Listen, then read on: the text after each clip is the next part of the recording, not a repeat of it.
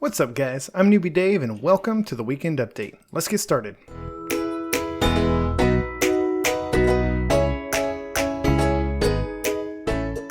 What's going on everybody? Hope you're having a fantastic weekend. Today's episode is going to be a little bit weird because not too long ago I put these 3 beacons in. This was my first beacon. I built it entirely out of emerald blocks and I've had it since pretty much I don't remember when I built it, but it's been here for a long time. And then more recently, I put in a gold beacon pyramid over there and an iron one over there. And it's still my goal to get beacon pyramids built out of all the different materials except for netherite. And I do love the way that this is presented. I love the emerald tower surrounded by the deep slate tiles with the glass on top. I really like the way that this looks. But at the same time, there's something special that I want to build today, and this is really kind of the best spot for it. So I'm going to kind of tear this up, but I'm also going to leave the beacon where it is because I do want the beacon there. I just want to build something else on top of it. So let me start by removing a lot of this. I'm not going to remove all of it. I'm just really going to remove the top. Oh, and here I am breaking all this glass with a tool that doesn't have silk touch. Whoops. By the way, I want to take a quick moment to just briefly apologize to my patrons. I always end every episode with some end credits with a big thanks to my patrons, and I list my iron and diamond patrons, and I do greatly thank you for your support. But today's episode is not going to have the end credits. It's going to end a little bit differently than normal, and that's just because it's kind of a special episode today. So what I want to do, I am going to leave a lot of this open, but I do want to fill in sort of the inside, and I want to build the sort of island, I guess, out of dirt. And so what I'm going to do is come in right here, and the beacon is going to be sort of in the middle of the island, but not exactly in the middle. So I'm going to go out 1, 2, three, we'll kind of go around like this. And that is going to be the middle block for this little central island. And so I think I want it to be 5 blocks out in each direction like this. But it's going to be a circle, so, whoops. So the sides will only have 3 blocks like that. I think that's the right shape that I'm going for. And then surrounding this, I'm eventually going to come fill all of this in with water. And I want to have a little bridge that's 2 blocks wide, and I think I've already got 2 blocks here. So this is the right width around this side. On this side, I need to fill some of it in with dirt. And then on this side, I also need to fill some of it in with dirt so that it's a consistent 2-block gap between the central island and the outer edge. It's unfortunate because the pyramid and the space below it is centered on the beacon, but the little island is not going to be centered on the beacon, which will make sense when this is all done. Now, one other change that I need to make is for my beacons, I like to put a little piece of stained glass pane above the beacon because it changes the color of the beacon beam, but you can't really see the glass. But in this case, I'm not going to have any stained glass there. I need to replace it with an actual block of lime green glass, which I don't have. So let me come over to my cactus farm, which has been very productive. Look at that. 2 full stacks of cactus. So that is more than made up for the amount of cactus it took to build that thing. Granted, I did go AFK for a very long time between episodes. I was doing other things, I was smelting up a bunch of stuff, and so it gave my cactus farm plenty of time to be productive. So there is my green dye. We'll come combine this with some white dye, which I can get from a piece of bone meal, to get some lime dye, and then we'll get, unfortunately you can't just make a single green tinted glass or stained glass, so I'll have to make 8 of them. Probably I'm not going to use the other 7. And we'll throw this on top of the beacon, which means because I don't want this sticking up, I actually need to raise this whole platform by 1 block. And then I'm actually going to remove the dirt, the grass that I put below that, because I don't want, I really just want this platform to be 1 block tall. And plus this will provide easy access to the beacon from below, since we now have a piece of glass sitting on top of it if we ever want to change the effect of the beacon. But now this means that I also need to raise a lot of the terrain around this because it's now, I want all this to be at the same height. Now the rest of it's too low. Over here, I am going to remove this this lantern that I had on kind of a little lamppost, and I'll put it back somewhere when I'm done with all this. At the very end, I'll do a little bit of detailing, and I'll add in some lighting and paths and stuff like that. So it's not gone permanently. It's just until I finish the rest of this, I don't really know exactly where I'm going to put it yet. So there we go. This whole area is now 1 block taller. I did extend the hill out just a little bit in this direction so that it wasn't this stark 2 block drop all of a sudden. The chest over here, I'm probably, for now I'm just going to leave it. I may end up moving it as well, but for now I'm going to leave it. Now what I want to do here, I guess I haven't really explained what I'm trying to do, is I want this to be a sort of secret garden, if you will. And so I've got a bunch of supplies over here, mostly like gardening related supplies. And to start, I want to build kind of a hedge around this thing. So in the corners, I'm going to do cobblestone going up 2 blocks like this. It's going to be similar to the fence that we've got around our base and our farm over there, but it's not going to have actual fences. It's just going to be leaves and bushes all the way around. So I'm going to do that, and then we'll do mostly oak leaves. Get out of here, skeleton. Get out of here, zombie. What's going on? It's not nighttime. But then I'm also going to throw in just the occasional azalea leaves and flowered azalea leaves, just to, so it's, you know what I'm going to say. You know what I'm going to say, to get some variety. And plus, I think that these both look really, really good with this particular type of build. I think I got all of these from the azalea tree that I was trying to grow over here. The very first tree that spawned, it was like leaning way over in this direction. And so I didn't like it. I ripped the whole thing down, used shears to collect all the leaves. And so that's where all these azalea and flowering azalea leaves came from. And then on the front here, I want to do the same thing, but not all the way across. Obviously we need a way to get in here.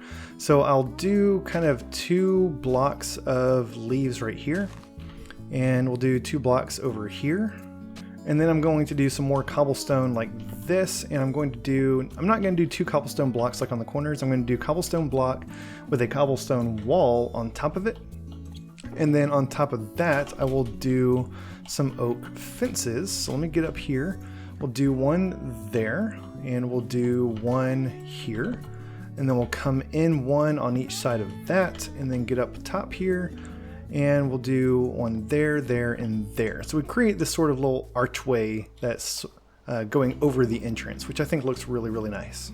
Now this inside area, I want to fill this whole thing with water. So let me go, I guess I'll empty this water bucket right here. And then I'll go refill it. I'll make a little infinite water source down there. I've kind of trapped myself. And that way I can fill this whole thing in with just 1 bucket. I'm not going to go crazy explaining what I'm doing here because I think I've done enough fill in an area with water episodes up to this point that you get the idea. But you definitely want to start at the bottom and work your way up to the top so that it's water sources all the way from top to bottom. Now I do realize that because the central island and thus the rest of this garden is not centered on the beacon, it's a little bit skewed under here. Like the grass that the back wall is sitting on top of is kind of overhanging the pyramid a little bit on this side, whereas on this side there's nothing on top of the outer wall. That's fine. I'm okay with this. It's more important to me that the central island be where it is with the beacon coming out where it is than that everything below that be centered. And then I'm going to fill this in with water all the way up to the very top. So this top row as well, all the way up to the top of the grass. There we go. So everything is filled in now.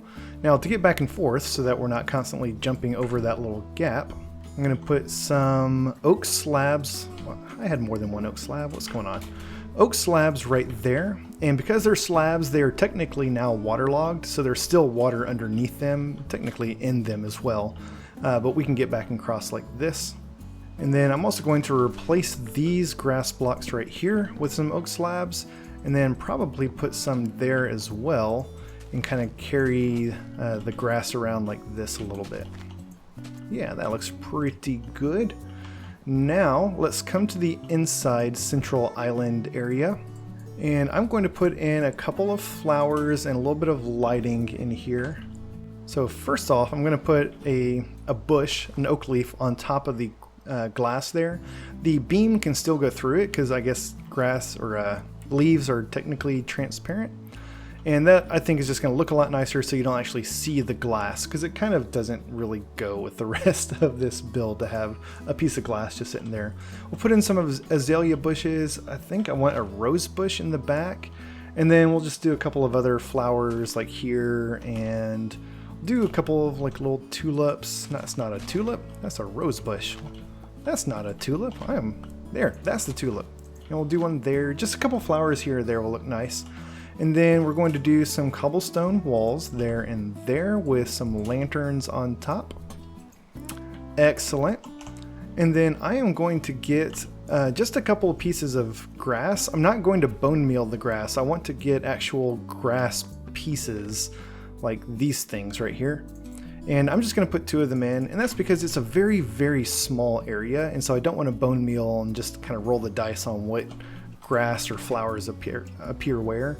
I want to have control over it. So we'll put some grass there, and we'll put some grass there.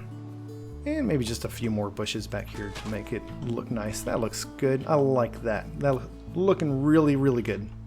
So just a few more little details here and there, and then we'll be done with the garden part of this build. On the outside here, I'm going to do a little bit of pathing like this that kind of goes down and connects up to the main road over here.